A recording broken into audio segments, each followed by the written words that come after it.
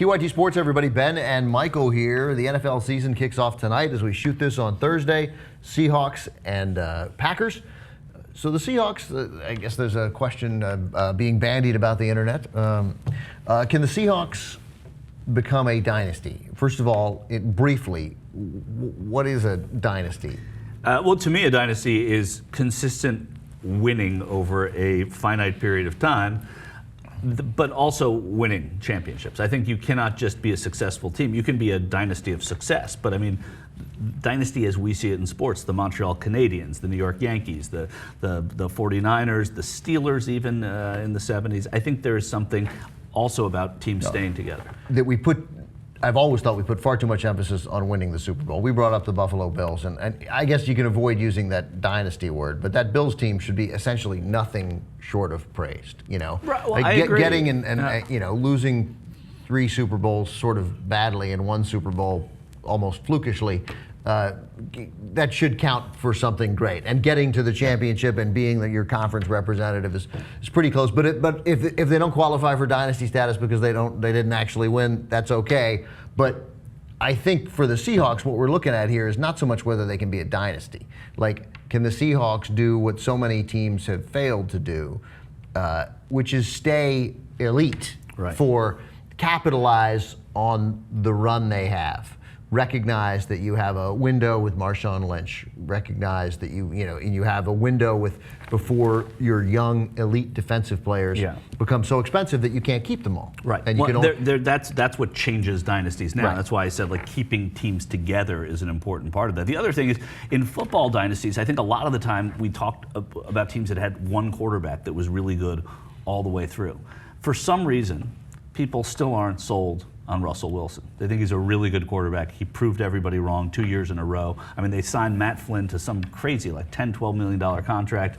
They said, we're starting Russell Wilson. I think a lot of this dynasty talk about the Seahawks hinges on Russell Wilson, people actually believing. Don't you sense that there's a bit of doubt in Russell Wilson? Yeah, I think and the doubt comes from that he's not the same kind of quarterback that those other guys are. He's not Tom Brady. He's not Tom Brady. And Seahawks have a unique opportunity, though, to be good for a very long time. And I think one of the key, they clearly have a great coach. Yeah. And then they have these young defensive players and the ability to keep them for a while.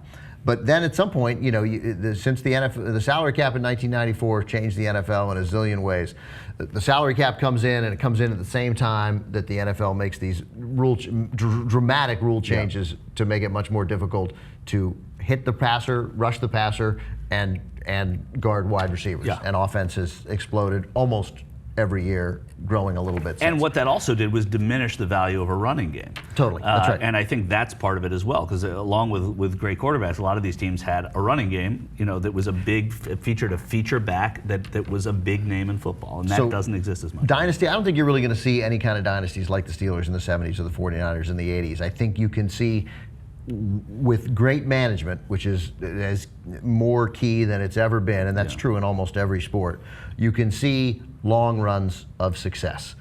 It's too hard to win 4 Super Bowls. There's going to be too many other good teams and too many injuries that come up, and you lose your quarterback, and most teams can't afford to have what you could have before, which is a high-priced, excellent backup quarterback. That era has essentially gone. So there's too much luck involved.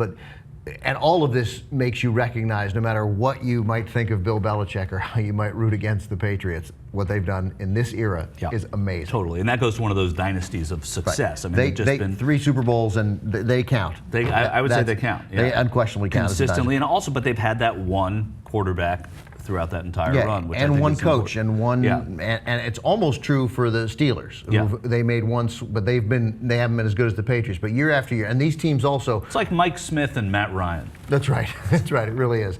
But bear in mind what these teams also do, and what they've always done is count them. Can you remember the number of times that the Patriots dealt a significant draft pick for an aging veteran? Right. No, they're always on the other side of Richard Seymour for a number 1 pick. They're always on the right side. Or in this year, Logan Mankins to Tampa Bay for Tim Wright. They just did it again. It's going to be Aaron Hernandez without the murder.